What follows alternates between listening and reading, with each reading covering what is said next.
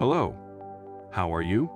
I hope you are doing great, because today we will be discussing the Republic Act 8491, also known as the Flag and Heraldic Code of the Philippines. So without further ado, let's get started.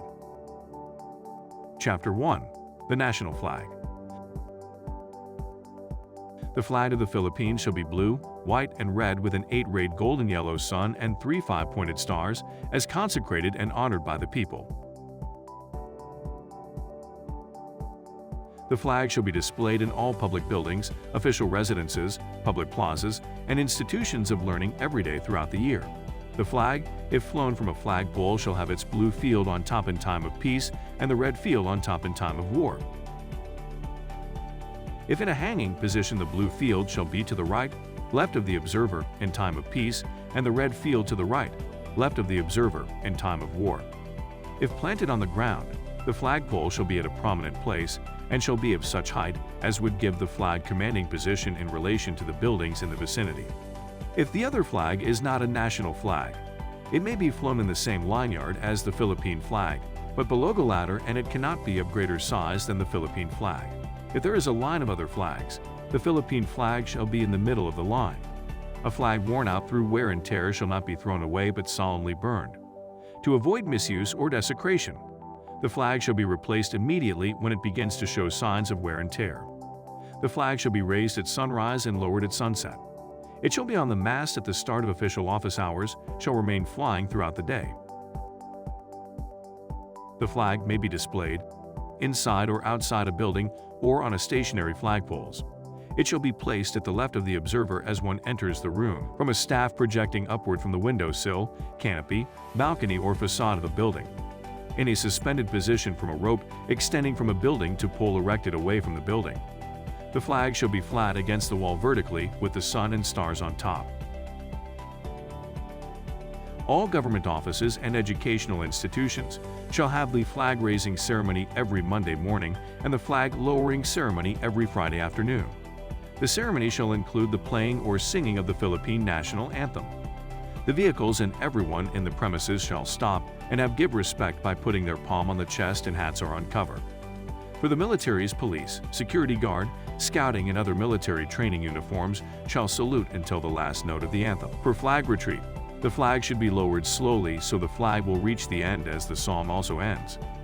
The flag shall be raised at half-mast when an official died, president or former president for 10 days, vice president, chief justice, president of the Senate, House of Representatives for 7 days, and other person determined by the Institute for 7 days.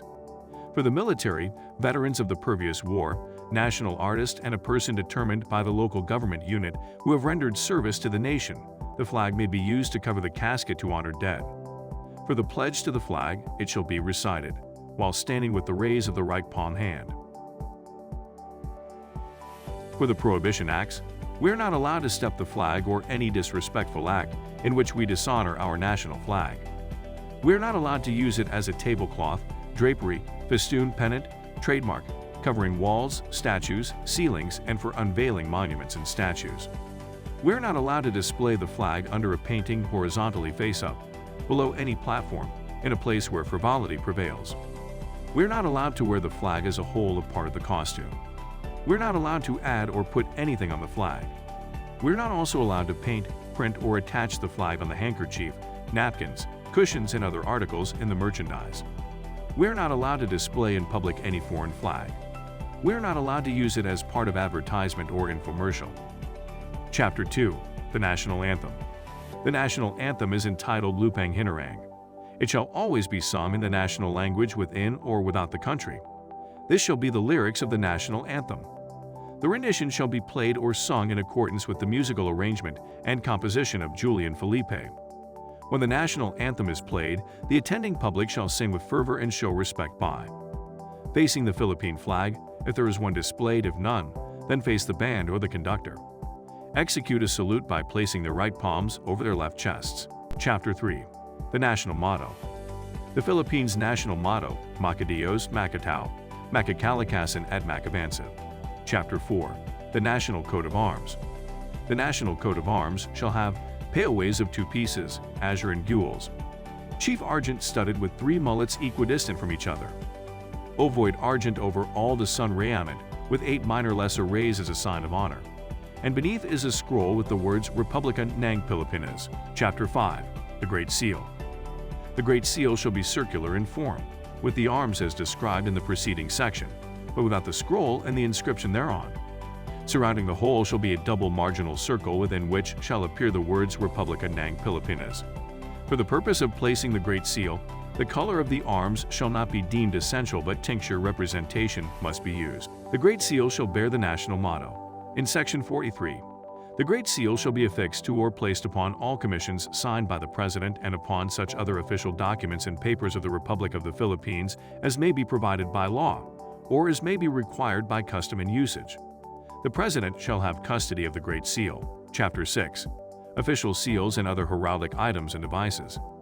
In Section 44, any government entity, including the military, may adopt appropriate coat of arms, administrative seals, logo, insignia, badges, patches, banners, and initiate awards, citations, orders, or decorations, as may be authorized by the Congress or the Office of the President. Chapter 7.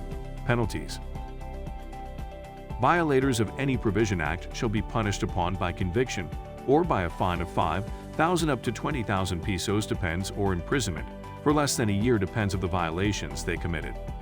Chapter 8. Common Provision. Issuing rules and regulation of the Institute shall be 90 days before effectivity.